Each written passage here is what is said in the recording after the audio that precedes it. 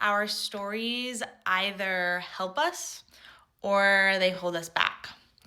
And so, my intention of jumping on here today is to own that my mess is my medicine and maybe yours is too. And I want to let my life be my message and my way that I serve. And for a lot of my life, I've hid. And I want to start holding myself more fully with the intention to give permission to other people to hold themselves deeper as well. And I often find that what our systems do, meaning my system has held on to this story, it's held on to restriction in my body. The thing we need to free ourselves is to provide our system the exact opposite. And so I hope to take these nerves that I feel in even making this video in the first place. Like, I have a lot of fear of judgment. I have a lot of, a feeling that I could cry because our stories are so powerful, and we either take them and we hide them away out of this fear of judgment, or we allow them to really be the catalyst to our authenticity, and we free ourselves by releasing the grip that they've had on us, either cognitively and either something that we've known has held us back, or sometimes subconsciously. And so, again, what I'm about to share today, I have really pure intentions to create a ripple effect of owning my story, owning my authenticity, owning the vulnerability in it, and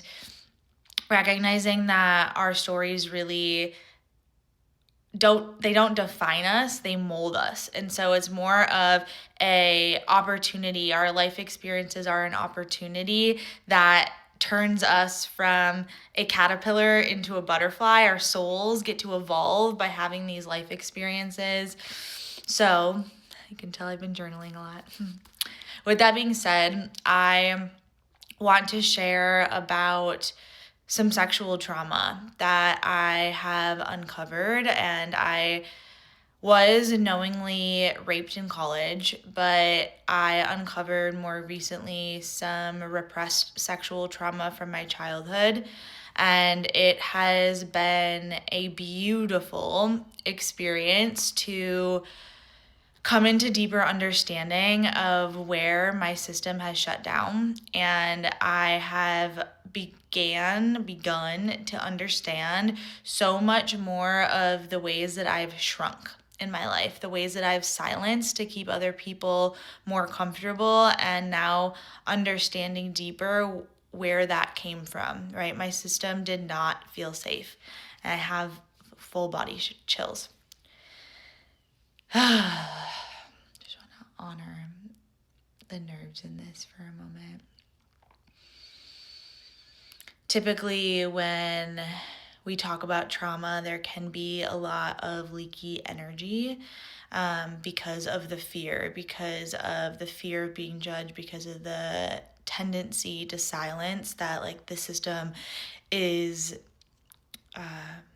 almost shocked to do the opposite. And so what our system needs is often the opposite of what the nervous system has trained us to continually, repetitively do.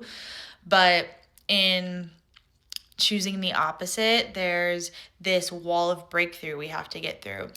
And so I want to honor that comes up for me, and honor that I am really passionate about the fact that deepening this understanding of myself has really led me, the more and more I've processed it, to recognize where my mission lives in this life, because I am so passionate about providing a different approach. I'm so passionate about getting people into their bodies. I taught fitness and yoga and now sound healing and breath work and all these modalities, over the last 10 years of my own healing journey, where I really started taking hold of it more.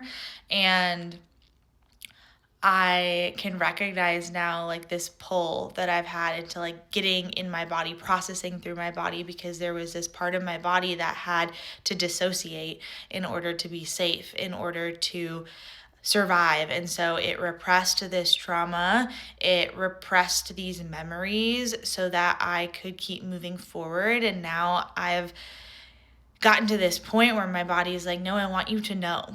I want you to know, I want you to understand, and I want you to hold yourself.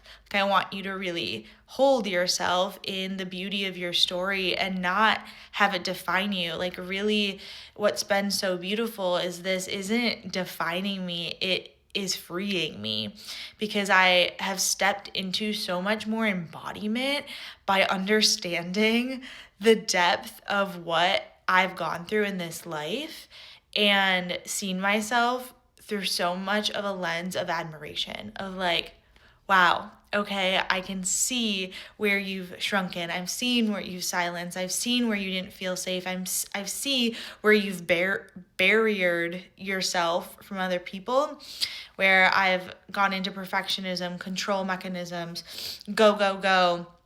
And with this go-getter part of me, I was running away from my heart. I was running away from this fear of having to see this, like see myself fully, and all in perfect timing, all in divine timing, because I needed to go through that coping mechanism process. And now I am so much more resourced to hold myself, like to truly hold myself, to be in the feminine, to nurture myself through this, versus masculine my way through running away from it. And there's a space for sure for the masculine and feminine, right? For the go-getting, the action, and also the ability to like mother, nurture myself. And with this all being said, I have a deep passion for working with individuals and working with couples that feel this lack of safety, whether or not you resonate with having sexual trauma in your past or you feel a disconnection from your body. I want to honor and hold space for you, because my mess is my medicine.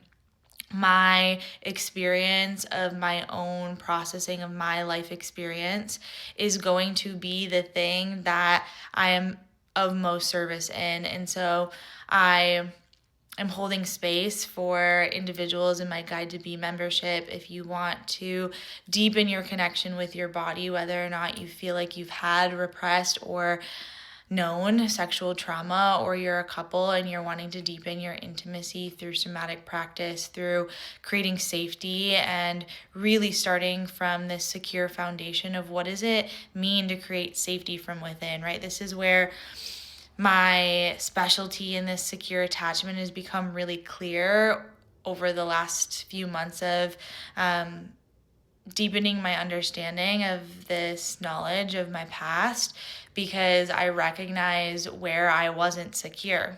And without sometimes cognitively understanding where we've come from, there's this missing puzzle piece that sometimes, not always, but sometimes is needed for us to catapult forward. And this puzzle piece for me has really solidified my understanding of what secure attachment means, of me really grounding into safety within myself and providing the safe space for others to understand themselves more deeply so that they can be safe in their mind, body, and spirit, in their relationships and in their self-expression, without fear of judgment, without fear of needing to shrink or silence. And that takes practice. And so this is me practicing and owning my part of my story, and not holding on to it, not being defined by it, not looking for sympathy or pity, but to own that our stories mold us in the most beautiful ways for us to go from the caterpillar to the butterfly, for us to serve, for us to fly, for us to soar, for us to really radiate this congruent inner and outer world. And so Thank you so much for listening, sending you so much love. And remember that your story can either help you or it can hold you back, and your life gets to be your message.